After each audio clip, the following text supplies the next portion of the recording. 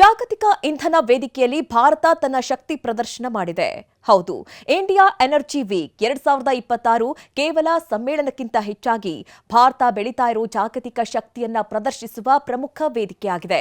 4 ದಿನ ನಡೆದ ಸಮ್ಮೇಳನದಲ್ಲಿ ಪ್ರಪಂಚದ ಪಾಲಿಸಿ ಮೇಕರ್ಸ್, ಉದ್ಯಮ ನಾಯಕರು ಮತ್ತು ಇಂಧನ ತಜ್ಞರು ಗೋವಾದಲ್ಲಿ ಒಟ್ಟಿಗೆ ಸೇರಿ ಭಾರತದೊಂದಿಗೆ ಭವಿಷ್ಯದ ಇಂಧನ ಪಾಲುದಾರಿಕೆ, ಹೂಡಿಕೆಗಳು ಮತ್ತು ತಂತ್ರಜ್ಞಾನಗಳ ಬಗ್ಗೆ ಚರ್ಚಿಸಿದ್ದಾರೆ.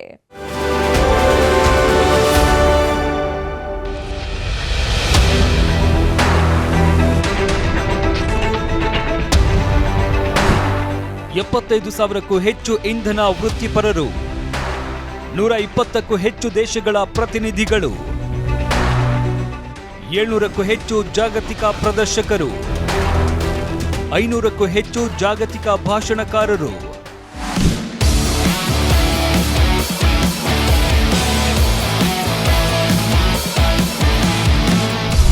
ಎರಡ್ 2047ರ ವೇಳೆಗೆ ಅಭಿವೃದ್ಧಿ ಹೊಂದಿದ ರಾಷ್ಟ್ರವಾಗುವ ಗುರಿಯೊಂದಿಗೆ ಭಾರತ ಮುಂದುವರಿತಾ ಇದೆ.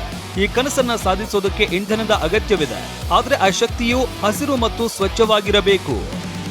ಈ ನಿಟ್ಟಿನಲ್ಲಿ ಭಾರತವು ನವೀಕರಿಸಬಹುದಾದ ಇಂಧನ ಮತ್ತು ಹಸಿರು ಹೈಡ್ರೋಜನ್ನ ಕಡೆಗೆ ವೇಗವಾಗಿ ಸಾಗ್ತಾ ಇದೆ. ಇಂಡಿಯಾ ಎನರ್ಜಿ ವೀಕ್ ಮೂಲಕ ಭಾರತವು ಹಸಿರು ಶಕ್ತಿಯನ್ನ ಉತ್ತೇಜಿಸುವ ತನ್ನ ಬದ್ಧತೆಯನ್ನ ಪುನರ್ ಉಚ್ಚರಿಸಿತ್ತು ಮತ್ತು ವಿಶ್ವದಾದ್ಯಂತ ಹೂಡಿಕೆದಾರರಿಗೆ ಹೂಡಿಕೆ ಮಾಡಲು ಮನವಿ ಮಾಡಿತು. एनर्जी सेक्टर के लिए भारत बहुत बड़े अवसरों की धरती है. आज हम दुनिया में पेट्रोलियम प्रोडक्ट्स के टॉप 5 एक्सपोर्टर्स में से एक हैं. दुनिया के 150 से ज्यादा देशों तक हमारी एक्सपोर्ट कवरेज है और भारत की ये क्षमता आपके बहुत काम आने वाली है.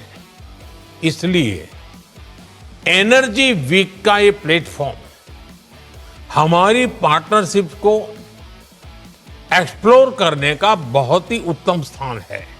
ಇಂದು ಭಾರತವು ವಿಶ್ವದ ಅಗ್ರ 5 ಪೆಟ್ರೋಲಿಯಂ ಉತ್ಪನ್ನಗಳ ರಫ್ತುದಾರರಲ್ಲಿ ಒಂದಾಗಿದೆ. ರಫ್ತು ವ್ಯಾಪ್ತಿ 150ಕ್ಕೂ ಹೆಚ್ಚು ದೇಶಗಳನ್ನು ವ್ಯಾಪಿಸಿದೆ.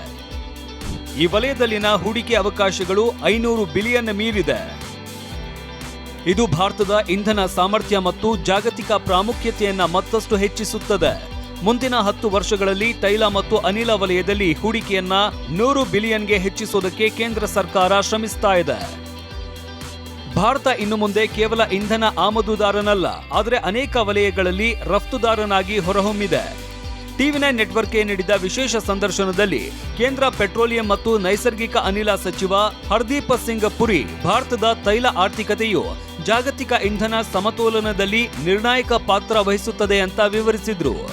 India's growth in the energy sector is actually a stabilizing factor for the globe. अगर इंडिया नहीं खरीदेगा एनर्जी, वो जो एक्स्ट्रा आउटपुट है वो जाएगी कहाँ? दूसरा, हमें अपना प्रोडक्शन, एक्सप्लोरेशन और प्रोडक्शन भी बढ़ाना है और हमें ग्लोबल की करना. और हम सिर्फ इम्पोर्टर नहीं है, मैं आपको बताऊं हम एक्सपोर्टर भी हैं. और आने वाले समय में हमारी जो रिफाइनिंग कैपेसिटी जो आज 260 मिलियन मेट्रिक टन पर आना है, कुछ ही देर में 320 हो जाएगी, उसके बाद 400 हो जाएगी.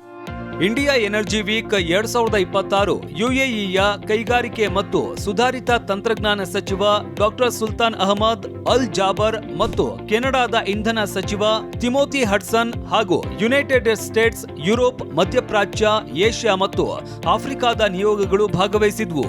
ಇದು ಜಾಗತಿಕ ಇಂಧನ ರಾಜತಾಂತ್ರಿಕತೆಯಲ್ಲಿ ಭಾರತದ ಹೆಚ್ಚಾಗ್ತಾ ಇರುವ ಬಲವಾದ ಪಾತ್ರವನ್ನ ಸ್ಪಷ್ಟವಾಗಿ ಪ್ರದರ್ಶಿಸಿತು. The sheer size of this event reflects the simple fact that India increasingly sits at the center of global energy growth. As India consumes more crude to fuel its refineries, ADNOC is proud to be a trusted, dependable supplier. And as India aims to double natural gas in its energy mix, we have made this nation our number 1 market for LNG. Bharat ಇಂಧನ ವಾರವು ಭಾರತವು ಇನ್ನು ಮುಂದೆ ಜಾಗತಿಕ ಇಂಧನ ವೇದಿಕೆಯಲ್ಲಿ ಕೇವಲ ಭಾಗವಹಿಸುವವರಲ್ಲ, ಬದಲಾಗಿ ನಾಯಕ ಅಂತ ಪ್ರದರ್ಶಿಸಿತ್ತು. ಕೈಗೆಟುಕುವ ಇಂಧನ, ದೃಢವಾದ ಮೂಲಸೌಕರ್ಯ, ತಂತ್ರಜ್ಞಾನ ಮತ್ತು ನೀತಿ ಚಾಲಿತ ನಾವೀನ್ಯತೆ ಭಾರತದ ಇಂಧನ ದೃಷ್ಟಿಕೋನದ ಆಧಾರ ಸ್ತಂಭಗಳಾಗಿದ್ದು ದೇಶವನ್ನ ಸ್ವಾವಲಂಬಿ ಭಾರತವಾಗಿಸುವತ್ತ ಮುನ್ನಡೆಸ್ತಾ ಇದೆ. तो कुल मिला के इंडिया एनर्जी 2026 के इस वैश्विक मंच ने यह साफ कर दिया है कि भारत अपनी ऊर्जा नीति में केवल उसकी ज़रूरतों तक सीमित नहीं रहेगा बल्कि पूरी दुनिया को रास्ता दिखाने का काम करेगा। भारत सरकार की प्राथमिकता है कि उसकी ऊर्जा नीति के अंदर जो उसकी ऊर्जा व्यवस्था है वो साफ सुथरी और टिकाऊ ऊर्जा पे आने वाले समय में काम करे। इस कार्यक्रम में एक स्पष्ट संदेश ये दिया गया है कि आने वाला समय सस्टेनेबल एविएशन फ्यूल हो या ग्रीन हाइड्रोजन हो और इलेक्ट्रिक मोबिलिटी हो, उसका होगा। और साथ साथ जो मौजूदा चुनौतियां हैं उसको भारत सरकार अपने साथ लेके चलेगी और 2070 का जो उसका लक्ष्य है नेट ज़ीरो का, उसको भी वो ध्यान में रखेगी और उसके लिए बाध्य भी है। चेतन के साथ शिवांग माथुर, TV9 भारतवर्ष, गोवा।